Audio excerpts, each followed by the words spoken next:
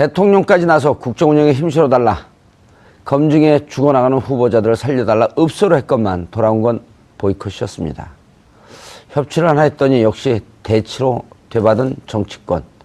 축구나 정치나 가뜩이나 이런 초여름 더위에 국민들 혈압만 팍팍 올리고 있습니다. 6월 14일 수요일 정봉주의 품격시대 시작하겠습니다. 6월 14일 수요일 정봉주의 품격시대 첫 번째 이슈 들어가겠습니다. 여당 의원 3명의 장관 후보자에 대한 인사청문회가 오전 내내 파행을 거듭하다 오후부터 가까스로 진행됐습니다. 분위기가 살벌합니다. 현역 국회의원이 인사청문회를 통과하지 못한 경우는 그동안 단 한 번도 없었는데요. 동료 의원도 안 봐준다. 현역 불패 신화가 이번에 깨지는 걸까요? 전문가 세 분 모시고 말씀 나눠보도록 하겠습니다. 장윤선 오마이뉴스 기자 자리하셨습니다. 네, 안녕하세요. 예. 이지아 변호사님 자리하셨습니다. 네, 안녕하세요. 예. 차재현 교수님 또한 자리하셨습니다. 안녕하세요. 예. 제가 왜 저렇게 점잖게 시작하는지 모르죠? 네. 인사청문회 때에서 열받은 것 때문에 그런 게 아니라 감기가 걸렸어요. 허를 찔렀죠.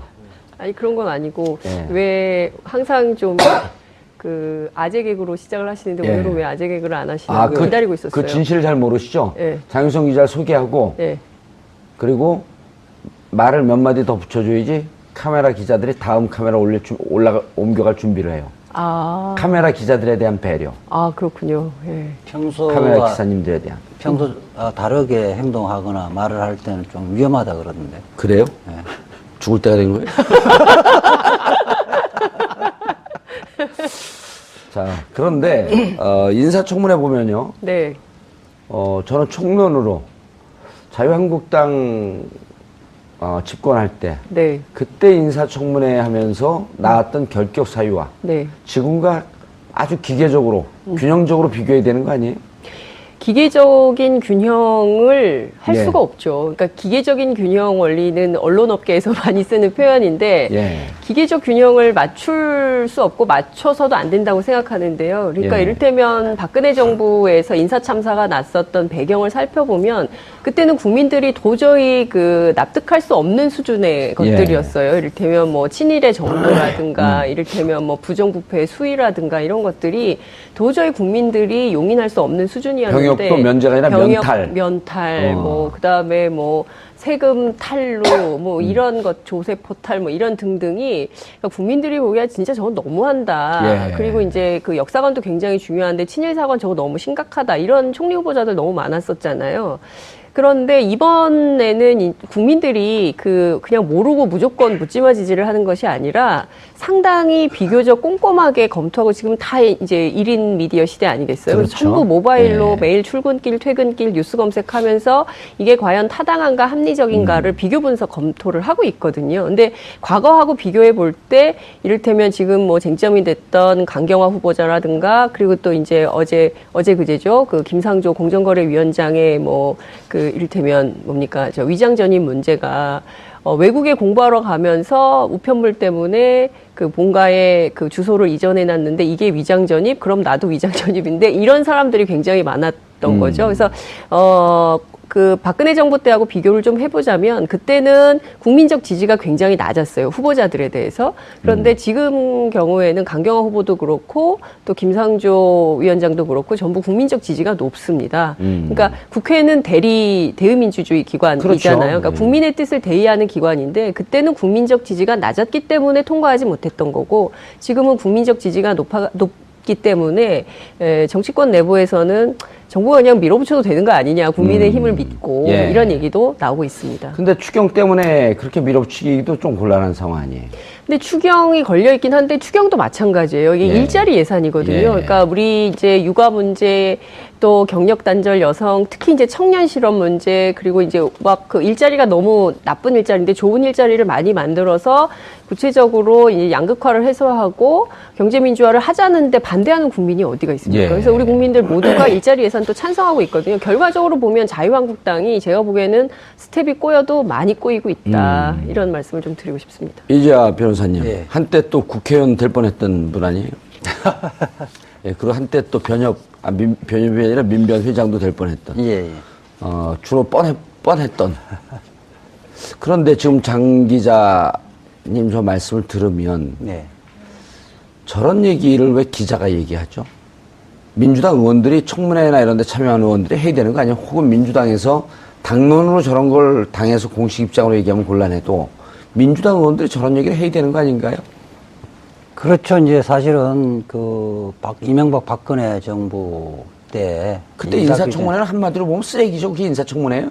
그러니까 뭐 역사관이라든지 예. 가치관이라든지 그다음에 뭐 이 전문성, 그 부의 전문성을 갖고 있는지 이런 기준에 와버리면 지금 후보들은 거기에 비하면 최소한 뭐 B+ 이상의 학점을 받을 수 A- 있는 좀 올려줘요. 정도인데요. 그렇죠. 비교를 해서 예. 이게 뭐 100% 완벽한 인간은 없으니까요. 성직자를 뽑는 건 아니잖아요. 그렇죠.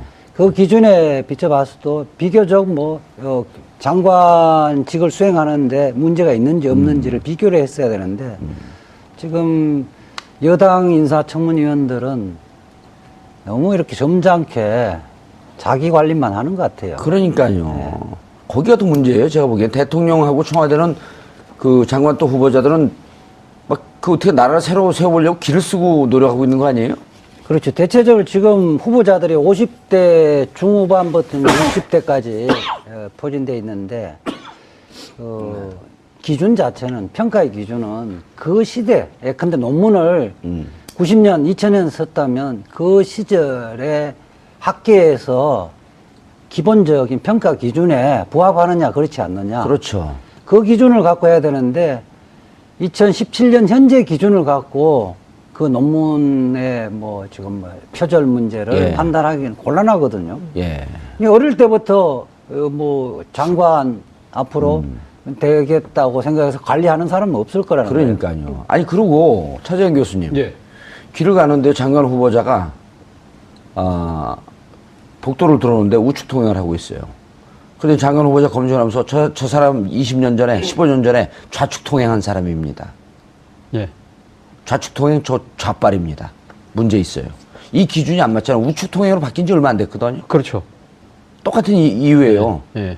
그러면은 예를 들어 2005년 이전에는 부동산 계약할 때 다운 계약이 일상화됐었단 말이에요. 부동산에서 권하고 세금 많이 난다고 집 살 사람이 다운해 주세요. 나 세금 많이 내기 싫습니다. 이게 의례적인 일이었잖아요. 그럼 그게 지금 잣대로 보게 되면 옳지 않지만 그때 관행이었던 걸 당신 다운 계약 쓰지 않았습니까? 당신 왜 10년 전에 좌측 통행했죠? 이런 건 똑같은 거 아니냐 이런 거죠. 그렇죠. 결국은 그래서 지금 앞서 우리 장 기자님 말씀하셨지만 지금까지 진행된 장관 예. 후보자들에 대한 청문 결과에 대해서 상당히 국민들이 그래도 그나마 여러 가지 좀 훈결이 있지만 예. 그럼에도 불구하고 적합하다는 의견이 훨씬 더 많은 이유가 바로 앵커께서 설명하신 예. 그 이유가 아닌가 하는 생각입니다. 사실 국민의 눈높이가 상당히 높아졌다고는 하지만 예. 그러나 지금 야당 의원들이 문제를 삼고 있는 여러 가지 기준 자체가 약간은 너무 지금 그 과거의 그런 그 시대적 그런 그 상황과 조금 동떨어진 측면이 있다. 조금 그러니까 야당의 입장에서 어떻게 보면 반대를 위한 반대의 예. 모습으로 비친 측면이 있기 때문에 국민들도 여기에 대해서 동의를 못하고 있는 게 사실인 거죠. 차 교수님, 이렇게 좀 청문회에 참여하는 장관 내정자들도 이렇게 좀 했으면 좋겠어요. 내가 예를 들어 내정자, 자유한국당 의원이에요. 차지원 의원이 위장 전입 하셨죠? 그럼 물어보세요. 위장 전입 하셨죠? 위장 전입이요? 차 의원님, 깨끗해요? 한번 털어볼까요? 주민번호 쫙 얘기하고, 이름, 전화번호 쫙 얘기하고, 네티즌 여러분 좀 털어주세요. 근데 자연인 차지원은 깨끗합니다. 예? 자연인 차지원은 깨끗한데, 예. 그 자유한국당의 의원들 중에는 그런 분들도 꽤 계시겠죠. 예. 어디서 웃음을 날리세요? 저하고 친해요? 플레이에 너무 리얼하게 들어가신 것 같은데. 다운계약서 말이 나온 김에 예. 이야기를 하면 다운계약서도 두 가지가 있거든요. 예. 사실은 양도세를 적게 내기 위한 다운계약서는 재질이 굉장히 나쁩니다. 그런데 이제 처음에 집을 사면서 그때는 실제 거래 가격으로 신고해야 된다는 기준이 없었을 때 2006년 이전에는 그렇죠. 2006년 이전에는 이게 법무사한테 물어보면 표준 가격으로 신고를 통상적으로 합니다. 예. 하더라도 문제가 안 됩니다. 이렇게 해서 등록을 가격, 하거든요. 시가 이런 거 실제 거래된 게 아니고. 그리고 이해가 실질적으로 되네. 등록세, 예. 취득세는 얼마 안 되거든요. 예. 양도세가 중요한 것이지. 아, 그런 중간에, 경우에는 대부분 처음 집 살 때는 대부분 법무사가 권유한 대로 했을 거예요. 예. 저도 그렇게 했었으니까. 오. 제가 했다는 거를 합리화시키는 건 아니니까. 예. 저는 2002년도에 집을 샀을 텐데 아마 노무현 대통령 후반기에 이 기준을 마련했을 겁니다. 아니, 그래서 저는 이제 뭐 이 따오기약서. 후보자들. 저도 스스로 양심 고백. 양심 고백을 해버렸네. 아니, 괜찮아요. 그런 걸 해야 돼요. 왜냐면 또 그 다운이란 말이 우리가 익숙한 게 우리 여기 그만둔 작가가 또 양다운 아니야. 아니, 이게 저는 코미디를 하는 게 이 지금 청문회 보면 코미디 아니에요? 이게 불과 4년 전, 5년 전, 4년 전, 9년 전 이때 청문회 때 보면은요. 정말 지정을 해도 저렇게 지정을 한 그 후보를 무슨 장관을 앉혀놓고 뭐 무슨 위원장을 앉혀놓고 이랬단 말이에요. 국민들이 보면 TV를 안 봐요. 너무 심해갖고. 오늘 정우택 자유한국당 원내대표가 예. 기자 간담회를 하면서 하는 자료화면을 봤었는데요. 그런 말씀을 하시더라고요. 이렇게 막 임명할 것 같으면 왜 청문회 하라고 했느냐, 지금 물어 뜯으라고 던져놓고 하는 거 아니냐는 그런 말씀을 하시는데 저는 그 생각이 들더라고요. 바로 불과 몇 달 전, 우리 기억하시기로 작년 그 가을쯤에 김재수 농림부 장관에 예, 대한 예. 인사청문회 때 상당히 국민적 그 비판 여론이 많이 끌었지 않습니까? 예. 그러면서 임명을 강행했던, 그때는 진짜 국민적 그 여론이 상당히 낮았었거든요. 예. 그렇게 강행을 했기 때문에 그때 해임 건의 결의안이 통과가 됐었어요. 예. 그럼에도 불구하고 박근혜 대통령이 전혀 무시하고 갔지 않습니까?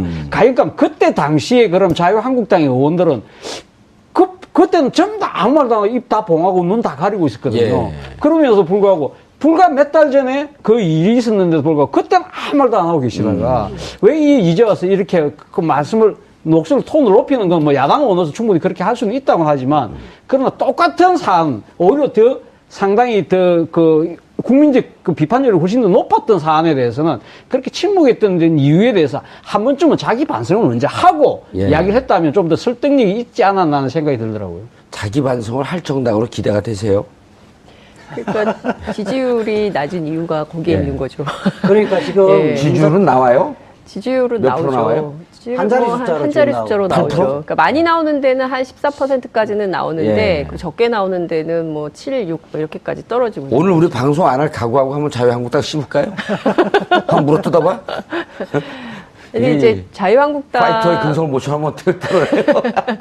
저는 이제 두 가지 측면을 좀 보고 싶은데 우선 그 여당 의원들이 말씀 주신 대로 그러니까 이를테면은 이제 과거에 당신들이 어땠느냐 이런 거를 공격하는 것도 이제 중요하고 그렇지만 이제 문재인 정부는 5대 그 조건에 대해서는 반드시 지켜나가겠다는 원칙을 세웠기 때문에 그걸 가지고 또 이제 물고 늘어지는 거죠. 물어뜯는 예. 경향이 있는 거거든요. 근데 이제 그것도 이런 거예요. 그러니까 치킨 한 조각, 빵 한 조각의 비유 이런 것을 그 청와대에서 비유를 한 바 있는데 이게 다 사연이 다르다는 거죠. 예. 그러니까 이제 국민들이 이해할 수 있는 수준이냐 아니냐, 이거는 익스큐즈가 되는 거냐 안 되는 거냐 이게 굉장히 중요한데 오히려 청문회를 거치면서 강경화 후보라든가 김상조 위원장 같은 경우에는 클리어해진 측면이 굉장히 많거든요. 그렇죠. 예, 그러니까 오히려 아이고, 국민들의 그럴만하네. 국민들의 공감을 많이 샀고. 그렇습니다. 예, 그럴 수 있다. 그리고 특히 이제 강경화 후보자 같은 경우에는 이제 친정부모 부양 문제와 관련해서 인기 폭발까지 된 거 아니겠어요? 여성분들에게. 그럼요. 네. 그러니까 저는 큰 틀에서 보면 국민적 지지를 받고 있는 그 수준이라면 그것은 내각으로 임명해도 큰 문제 없는 거 아니냐. 청와대가 밀어붙여서 통과시켜야 된다. 그리고 예. 또 지금 한미 정상회담 앞두고 있기 때문에 외교부 장관 인선은 굉장히 중요한 문제거든요. 예. 이재하 변호사님. 예. 이게 이제 국민들 지지가 있으니까 일방적으로 강행한다라고 하는 것도 어찌 보면 오만한 태도이긴 하지만 청와대가 이쯤 되면 상당히 그 공을 들이고 노력을 했다 이렇게 평가할 수 있는 거 아닌가요? 그렇죠. 그러니까 5대 인사 기준이라는 것은 우리가 이제 형식적 법치주의와 실질적 법치주의 이야기를 하잖아요. 변호사였었군요. 예. 그러니까 5대 기준도 어쨌든 이제 위장 전입, 예. 위장 전입 자체가 문제가 아니라 위장 전입의 내용이 중요한 거잖아요. 부동산 투기를 목적으로 했다든지 자녀 그렇죠. 학교를 위해서 했다든지 네. 하면은 도덕적으로 좀 문제가 있는 거죠. 그래 더군다나 이제 우리 그 부동산 투기를 위해서 위장 전입하는 것 이게 대표적인 거죠. 그런데 위장 지금, 전입을 예. 불가피한 그 사정으로 하는 경우에는 우리가 도덕적으로 비난하기는 좀 어려운 예. 그 사유도 많거든요. 그렇게 봤을 때 특히 강경화 후보 같은 경우는 국민의당까지 뭐 낙마를 그 반드시 낙마시켜야 된다고 보고 있는데 예. 지금 외교부 전직 장관들 장관 11명. 11명. 11명이? 한 명 또 늘었어요? 반기문 외국 장관까지 포함해서. 또 포함해서. 예. 그리고 외교 관계 쪽에서 뭐 일하는 대부분의 사람들이 지지를 하고 있잖아요. 예. 저는 오히려 강경화 그러니까. 후보가 이 말하자면 그 비주류 쪽이어서 그쪽에서도 오히려 좀 좀 부적절하다는 지적을 할 줄 알았는데 오히려 그쪽에서는 모두가 지금 환영하고 있거든요. 예. 특히 외교부 같은 경우는 주류 비주류 이런 그 굉장히 강하지. 편차 좀, L조직이 굉장히 편차 좀 강한데. 심하다 그러잖아요. 그럼에도 불구하고 아마 사상 유례가 없는 거죠. 사실상 전직 박근혜 정부 때 외교부 장관 외에 예. 전직 외교부 장관 거의 다 지금 지지를 하고 있거든요. 예. 이 변호사님. 예. 근데 그 명찰 똑바로 다르면 안 돼? 그 학교 다닐 때 명찰 삐딱하게 다니는 학생 같아고 제가 규율 제가 부장이었거든요. 지금 단 게 아니라 달아주시는 거예요.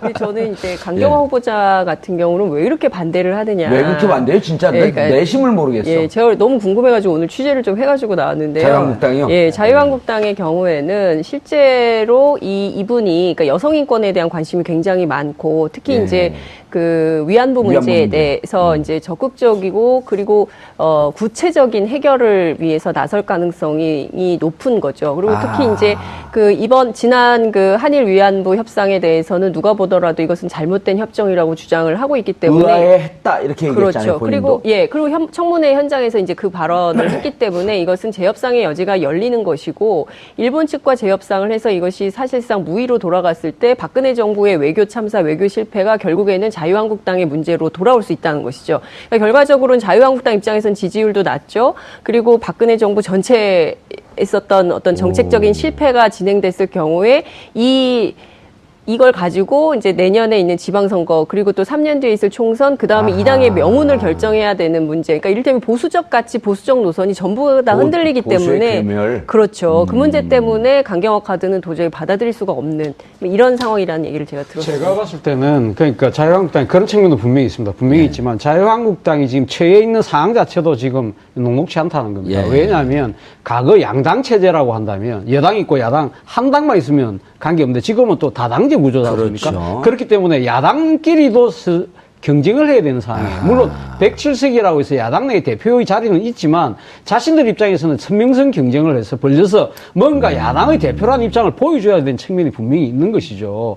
그리고 또 하나는 뭐냐면 지금 7월 3일날 전당대회 합니다. 예. 전당대회를 하기 때문에 당내 어느 계파들 사이에서도 온건한 목소리를 낼 수가 없는 거예요. 지금 전부 다 좀 더 강하게 내가 문재인 대통령에게 맞짱 뜰 수 있는 누군가가 돼야 되겠다는 생각이 너무 강한 거예요. 그렇기 때문에 이 강경화 후보자가 이번 지금 현재 발표된 그 청문회까지 한 1차 케이스에서는 어느 한 사람을 낙마를 시켜야만 우리의 존재감을 보여줄 수 있다는 그러한 강박관념에 좀 상당히 빠져 있는 것도 실제로 측면이 있는 것 같아요. 선명야당 노선을 걷는 것은 사실이고요. 그래서 색깔론과 관련된 시비를 계속 붙고 있는 겁니다. 오늘도 이게 마찬가지고. 선명야당의 모습인가요? 그러니까요. 예. 아니 이 변호사님 예. 그 두 분의 얘기를 종합을 해보면 사실 한일 위안부 문제라고 하는 것은 우리 국가의 입장에서 대단히 중요한 문제 아니에요? 네. 그리고 설사 이것이 당의 입장에서는 다소 좀 문제가 있다고 할지라도 국가의 앞날 한일과의 관계에 있어서 이것을 재협상을 해야 된다고 한다면 과거에 우리가 잘못했더라도 우리가 잘못 협상했습니다. 인정하고 미래로 나가려고 하는 노력을 해야 되는데 저는 그것도 그거지만 그 친일의 후손들이 많기 때문에 자기 아버지 할아버지 세대 때 친하게 지냈던 일본을 공격하는 강경화 장관 이런 게 싫은 거 아닐까요? 뭐 부분적으로 그렇게 생각하는 사람 소수는 있을 텐데 다수는 아닐 거고요. 예. 기본적으로 자유한국당은 그렇게 보고 있는. 그러니까 자유한국당 소속의 대통령이 탄핵됐잖아요. 예. 사실은 그 자유한국당 자체도 탄핵된 거 그 해체돼야 되는 정도 아니에요, 그럼? 된 거거든요. 예. 왜 국민으로부터 탄핵을 받았는지를 생각하고 새롭게 출발해야 되는데 무조건 반대를 하면 선명한 것처럼 오해하고 있다는 거예요. 예. 오인하고 있다. 저는 그렇게 되어지면 점점 자유한국당은 국민으로부터 외면당할 수밖에 없다고 생각이 돼요. 저는 그것 또한 국민의당도 마찬가지인데 국민의당이 청문회 전국 들어오면서 호남이나 에서 계속 지지율이 떨어지잖아요. 예. 5%까지 떨어졌다 그러더라고요. 자신들을 종전에 지지했던 한때는 예. 뭐 20몇 프로, 30%까지 지지했잖아요. 왜 국민의당을 지지했던가. 예. 그 사람들의 지지를 복원시켜야 되는데 그 사람들의 지금 뭘 원하는지를 잘못 판단하고 있다는 겁니다. 국민의당은 강경화 후보에 대해서 왜 그렇게 목숨 걸고 반대를 해요? 국민들은 찬성을 하고 있는데 국민의당이면 국민들의 뜻을 받아야 되는 거 아니에요?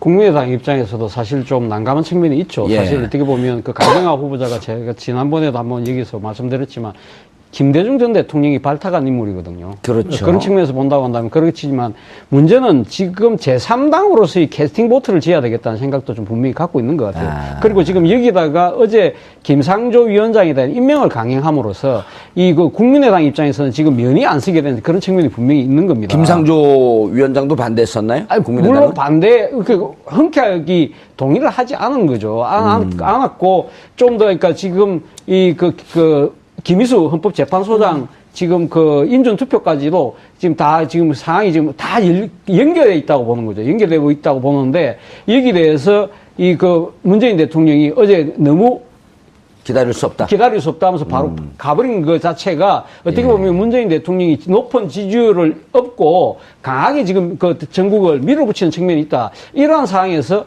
제3당의 위치뿐만 아니라 국민의당이 야당으로서 존재할 공간조차도 협소해지는 거 아니냐는 두려움을 갖고 있는 것이죠. 그러다 보니까 예. 강경화 후보자에 대해서는 좀 더 강경해 줄 수밖에 없는 그런 상황으로 강경화 후보에 대해 이게 내몰리고 있는 것이 아닌가 싶습니다. 그런데 국민의당에서 예.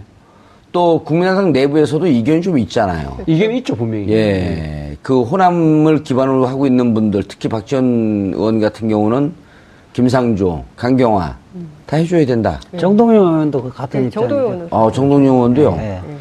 그럼 그분들이 당연 원로도 무시하는 뭐 그런 정당인가요? 지금 보니까 예. 강경화 후보가 국민의당을 분열의 소재가 된 것 같아요. 아하. 호남을 기반으로 하는 중진 의원들은 대체적으로 강경화 그 후보에 대해서 박주선 비대위원장. 동의를 해줘야 된다고 생각을 하고 박주선은 어때요? 박주선은 이제 좀 반대를 하고 있고요. 왜냐면 당의 입장을 따라줘야 그다음에 되니까. 이태규 의원 등 해서 이른바 안철수계의 비례대표 의원들이 강력하게 반대하고 있고 이분들이 이제 청문위원으로 몇 분 들어가 있죠. 그런데 대체적으로 중진 의원들, 호남을 기본하는 중진 의원들은 찬성을 하고 있는데 그러면서 사실상 전체적으로 보면 부분적으로 다르지만 안철수계 의원과 종전에 민주당에 뿌리를 두고 있는 의원들 간의 분화가 생기는 것 같아요. 그거 참 좋은 거네요. 네.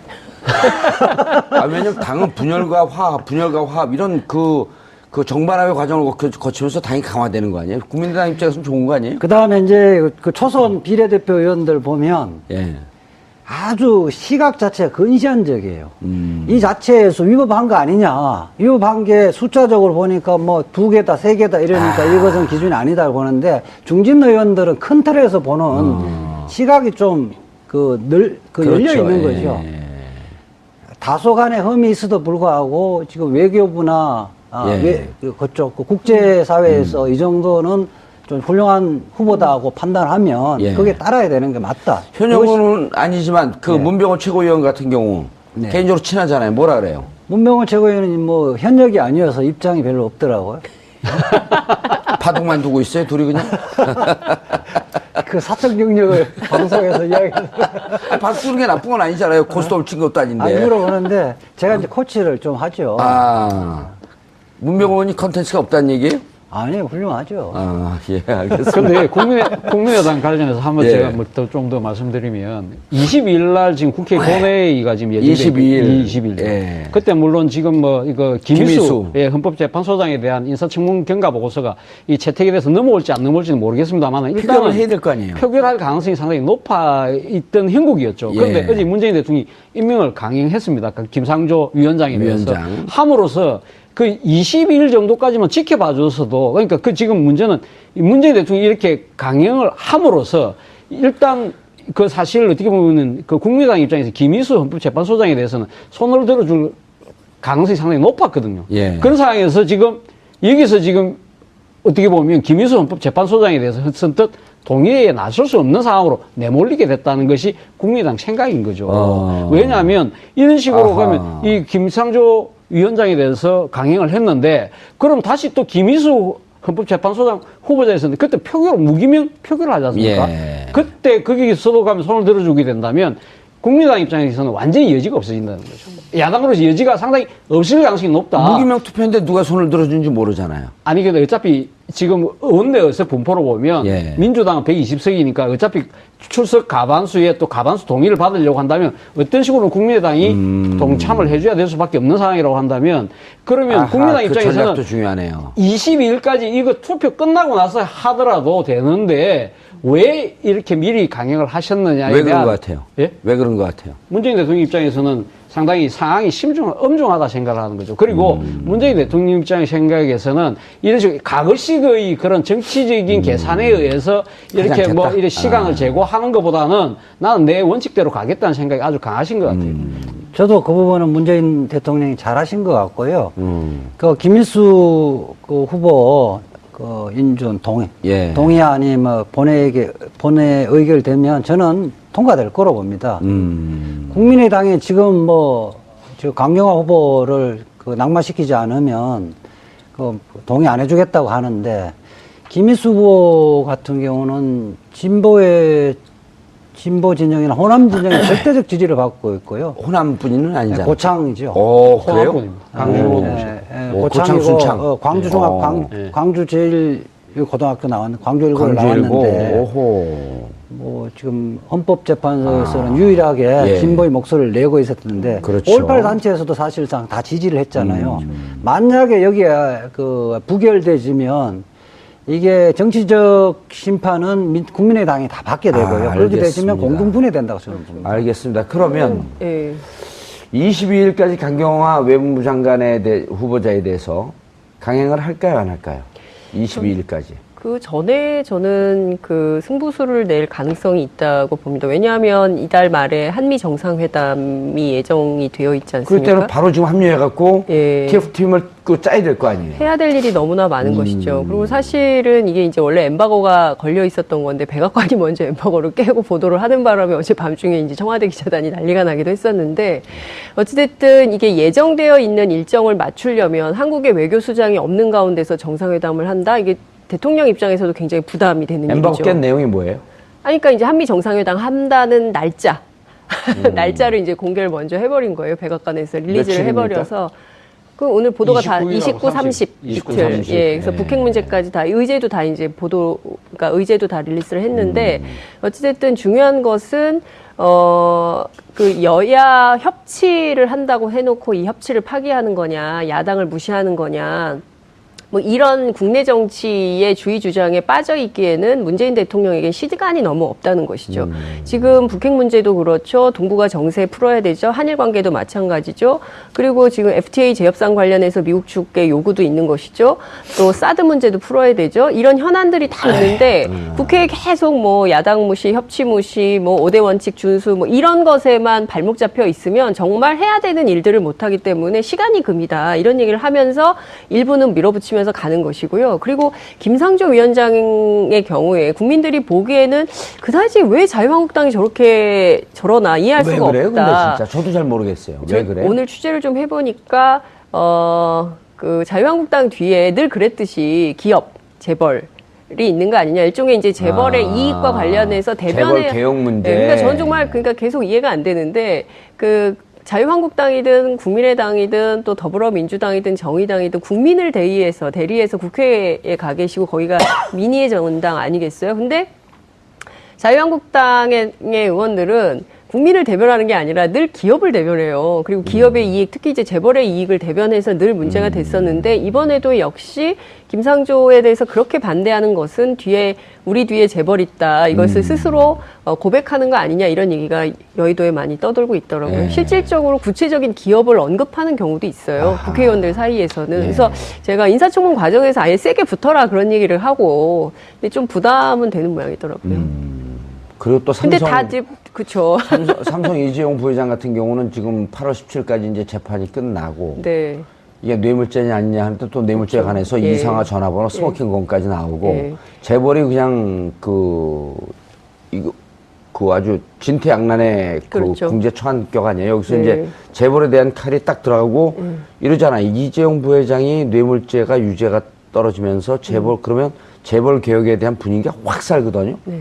근데 잘린 거예요. 삼성 주식은 계속 올라가잖아요. 지금 그렇기도 하고요. 예. 또 김상조 위원장이 오늘 기자들하고 일문일답 간담회를 했는데 그 자리에서 뭐 재벌 개혁을 뭐 급격하게 추진하지는 않겠다 이런 입장도 밝혔습니다. 그러니까 너무 떨지 마세요. 네. 그러니까 검찰개혁처럼 그렇죠. 할 수도 없고 하지는 않겠다고 이야기를 하는데 예. 아니 근데 그게 더 무서워요. 빨리 때려야지. 때릴똥 말똥 때릴똥 말똥. 재벌 개혁과 재벌 해체는 다른 거거든요. 김상조 그 위원장이 이야기하는 것은 법과 원칙에 따라서 집행을 하겠다는 취지지. 예. 그러니까 그리고 앞으로 이제 그 번 돈으로 일자리 만들어야지 왜 엄한 사람 말 사줘요. 그렇죠. 그거 아니에요? 간단한 맞습니다. 거예요. 예. 아니 78억 정도 도와줄 돈 있고 KBL 재단에 900억 넣을 돈 있으면 그거 갖고 비정규직 정규직으로 전환하는데 써야지. 누가 말 사달라 그랬어요? 그렇죠. 그러니까 김상조 위원장이 과거 참여연대 등 경제개혁센터에서 해왔던 그 시민운동 영역에서의 경제개혁 운동, 예. 경제민주화 운동의 내용도 그냥 그야말로 혁명적인 뭐 재벌 해체 운동 이 노선이 아니에요. 그러니까 일종의 이제 재벌 개혁과 관련해서 온건적인 노선이거든요. 예. 그래서 소액주주 운동 뭐 이런 것들을 통해서 그 기업의 지배구조 개선을 하기 위한 운동에 포커스를 맞추고 있기 때문에 공정위원장으로 가서도 그와 관련된 방식으로 하지 않을까 싶습니다. 법을 지키는. 그렇죠. 예, 법을 준수하고. 그러니까 지금까지 보면 기업들이 사실은 정부로부터 특혜를 받고 정부하고 뒷거래를 하게 되면 기업 총수들이 문제가 됐던 구속되었던 총수들이 가석방으로 나오고 이런 거에 대해서 국민들이 분노하고 동의할 수 없다는 거 아닙니까? 그렇죠. 잘못하면 처벌을 받아야 되고 처벌받은 사람에 대해서 특별한 개인적인 혜택을 받으면서 특혜를 주지 말고 그리고 기업들이 번 돈이 있고 산의 유보금이 많다고 한다면 국민들로부터 벌었기 때문에 그것을 갖고 일자리를 어떻게 또 만들 것인가 이런 거 고민하고 제도적 틀에서 그런 일자리 만드는 기업들이 더 기업 활동을 잘할 수 있게끔 도와주고 이런 거지 누가 언제 해체시킨다 그랬어요? 해체는 지들이 스스로 알아갖고 문제가 되면 이리 쪼개고 저리 쪼개고 그건 지들이 했던 거죠. 사실 공정거래위가 바로 말씀하신 그러니까 자본주의 사회에서의 반칙과 특권을 없애라는 예. 하나의 경제검찰이 공정거래위 아닙니까? 경제검찰. 예, 그렇죠. 오늘 밥값 하셨네. 그거 자주 쓰는 표현입니다. 그래요? 왜 여기서 처음 썼어요, 근데? 아니요, 아닌데? 저는 처음 썼지만 맞죠. 다른 우리가 분들이? 자주 접하는 표현입니다. 예. 자주 계속 혼자 써요. 그럼 자기 건 줄 아니까 그거. 경제검찰 좋네요. 우리 애급 빼고 예. 다 아시는 표현이라서. 그래요? 예.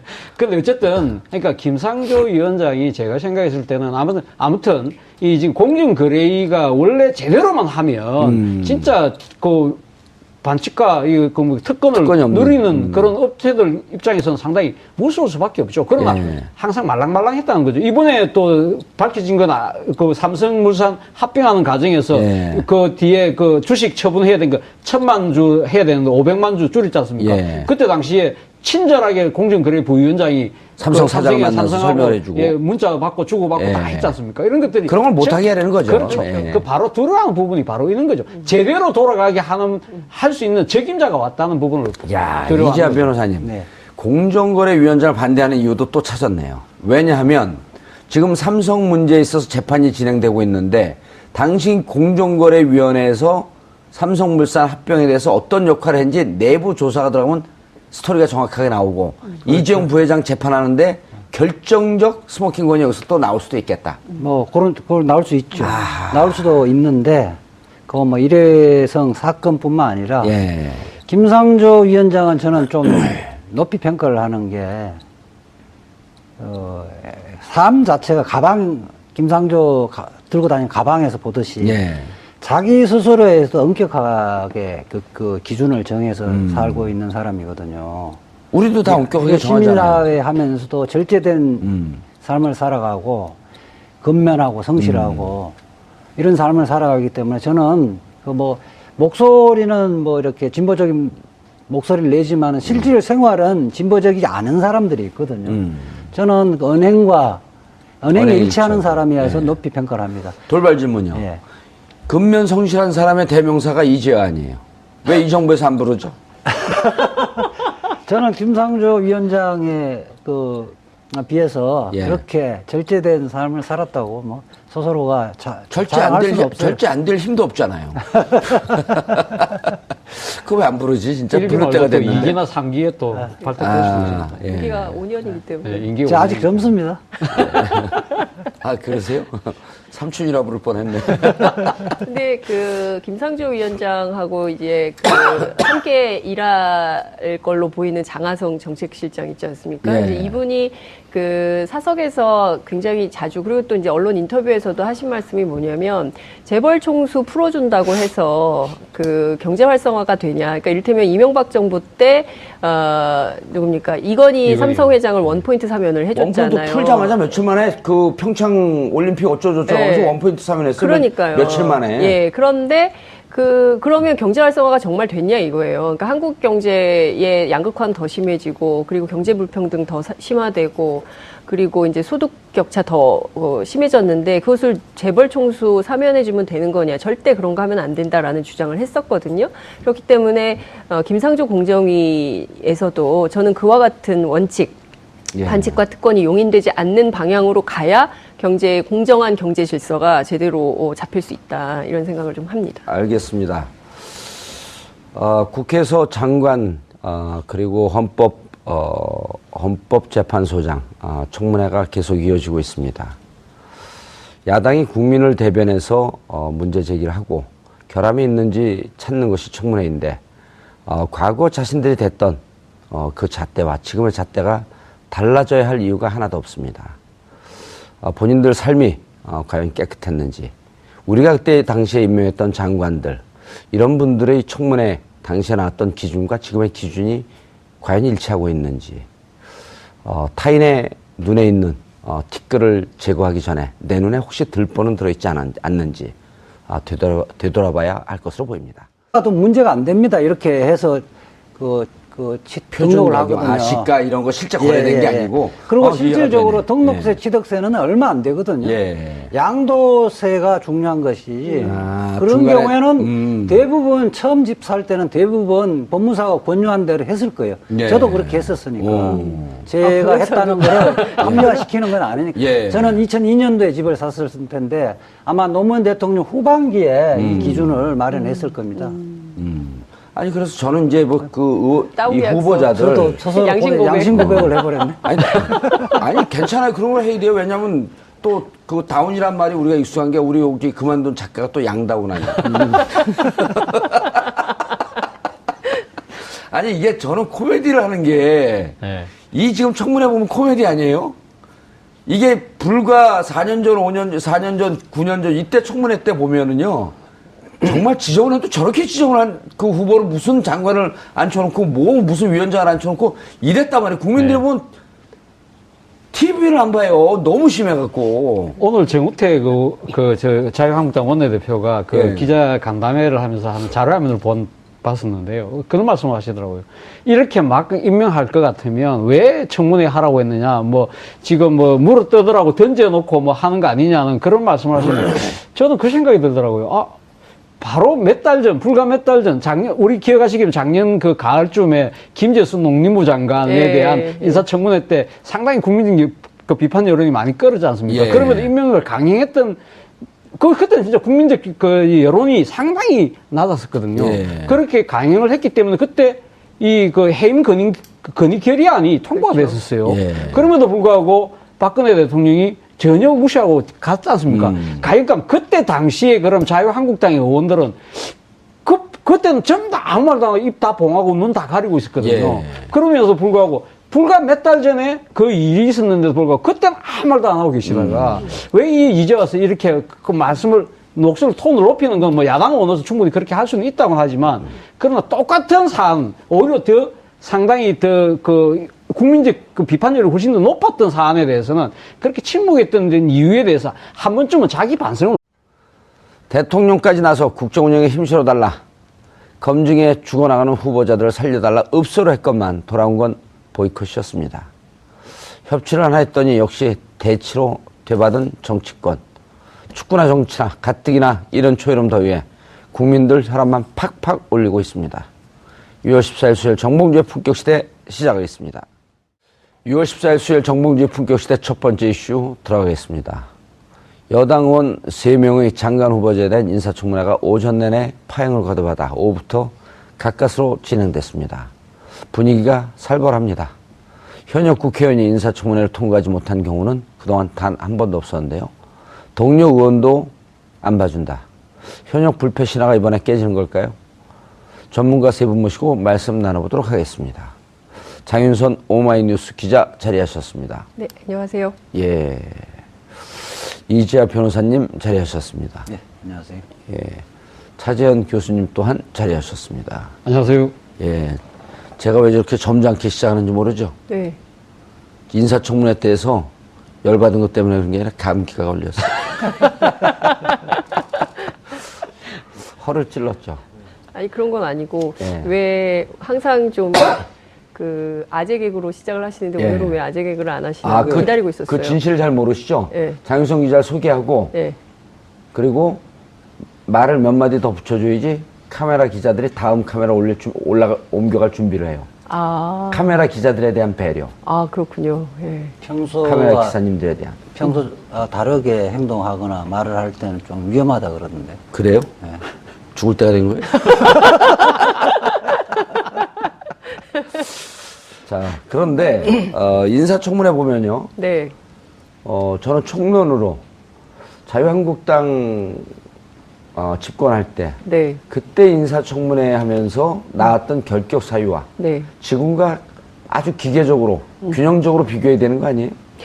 기계적인 균형을 할 예. 수가 없죠. 그러니까 기계적인 균형 원리는 언론업계에서 많이 쓰는 표현인데 예. 기계적 균형을 맞출 수 없고 맞춰서도 안 된다고 생각하는데요. 그러니까 예. 이를테면 박근혜 정부에서 인사참사가 났었던 배경을 살펴보면 그때는 국민들이 도저히 그 납득할 수 없는 수준의 것들이었어요. 이를테면 뭐 친일의 정도라든가 이를테면 뭐 부정부패의 수위라든가 이런 것들이 도저히 국민들이 용인할 수 없는 수준이었는데 병역도 면제가 아니라 면탈 뭐 그다음에 뭐 세금 탈루 뭐 이런 것 조세 포탈 뭐 이런 등등이 그러니까 국민들이 보기에 진짜 저건 너무한다. 예. 그리고 이제 그 역사관도 굉장히 중요한데 친일 사관 저거 너무 심각하다. 이런 총리 후보자들 너무 많았었잖아요.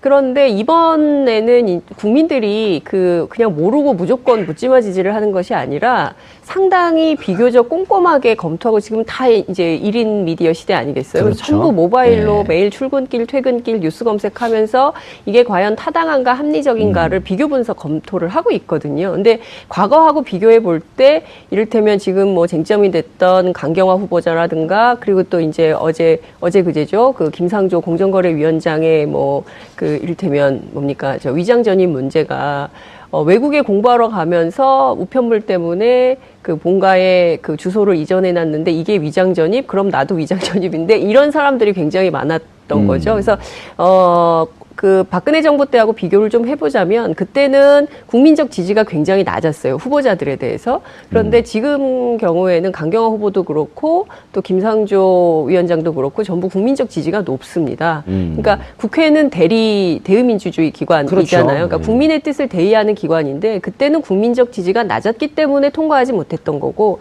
지금은 국민적 지지가 높기 때문에 정치권 내부에서는 정부가 그냥 밀어붙여도 되는 거 아니냐. 국민의 힘을 믿고 예. 이런 얘기도 나오고 있습니다. 근데 추경 때문에 그렇게 밀어붙이기도 좀 곤란한 상황 아니에요?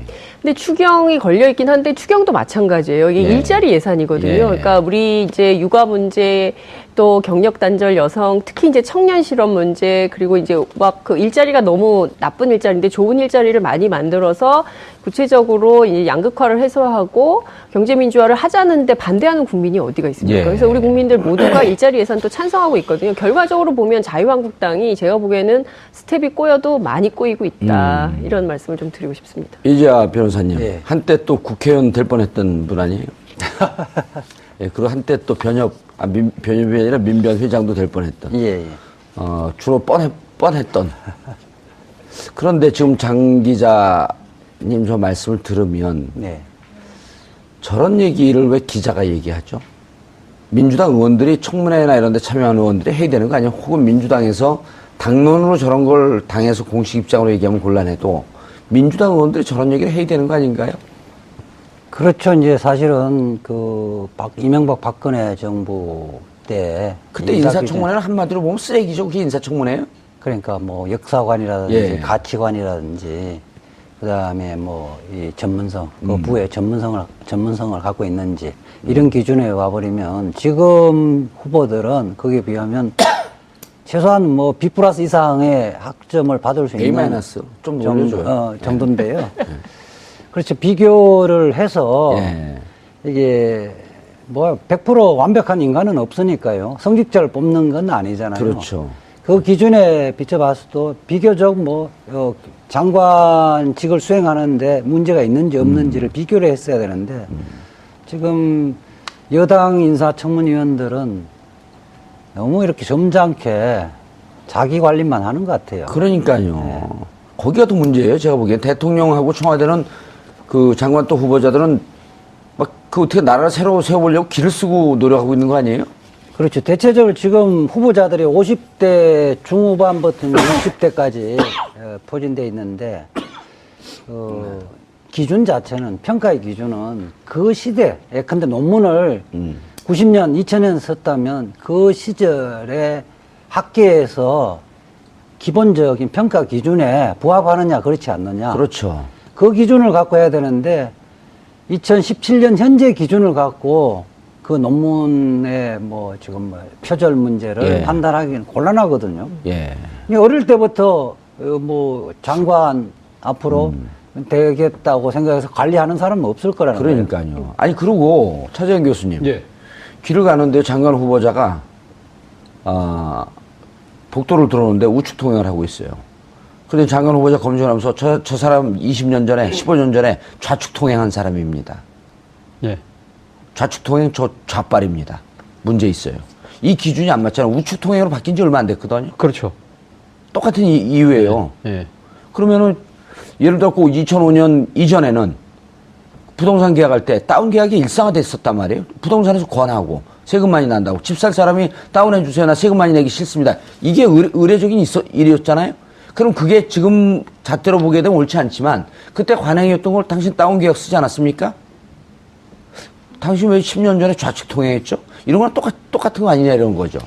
그렇죠. 결국은 그래서 지금 앞서 우리 장 기자님 말씀하셨지만 지금까지 진행된 장관 예. 후보자들에 대한 청문 결과에 대해서 상당히 국민들이 그래도 그나마 여러 가지 좀 흥결이 있지만 예. 그럼에도 불구하고 적합하다는 의견이 훨씬 더 많은 이유가 바로 앵커께서 설명하신 예. 그 이유가 아닌가 하는 생각입니다. 사실 국민의 눈높이가 상당히 높아졌다고는 하지만 예. 그러나 지금 야당 의원들이 문제를 삼고 있는 여러 가지 기준 자체가 약간은 너무 지금 그 과거의 그런 그 시대적 그런 그 상황과 조금 동떨어진 측면이 있다. 조금 그러니까 야당의 입장에서 어떻게 보면 반대를 위한 반대의 예. 모습으로 비친 측면이 있기 때문에 국민들도 여기에 대해서 동의를 못하고 있는 게 사실인 거죠. 차 교수님, 이렇게 좀 청문회에 참여하는 장관 내정자들도 이렇게 좀 했으면 좋겠어요. 내가 예를 들어 내정자, 자유한국당 의원이에요. 차지원 의원이 위장 전입 하셨죠? 그럼 물어보세요. 위장 전입 하셨죠? 위장 전입이요? 차 의원님, 깨끗해요? 한번 털어볼까요? 주민번호 쫙 얘기하고, 이름, 전화번호 쫙 얘기하고, 네티즌 여러분 좀 털어주세요. 근데 자연인 차재원은 깨끗합니다. 예? 자연인 차재원은 깨끗한데, 예. 그 자유한국당의 의원들 중에는 그런 분들도 꽤 계시겠죠. 예. 어디서 웃음을 날리세요? 저하고 친해요? 대플레이에 너무 리얼하게 들어가시는 것 같은데. 다운계약서 말이 나온 김에 예. 이야기를 하면 다운계약서도 두 가지가 있거든요. 예. 사실은 양도세를 적게 내기 위한 다운계약서는 재질이 굉장히 나쁩니다. 그런데 이제 처음에 집을 사면서 그때는 실제 거래 가격으로 신고해야 된다는 기준이 없었을 때 2006년 이전에는 그렇죠. 2006년 이전. 이전에는 이게 법무사한테 물어보면 표준 가격으로 신고를 통상적으로 합니다. 예. 하더라도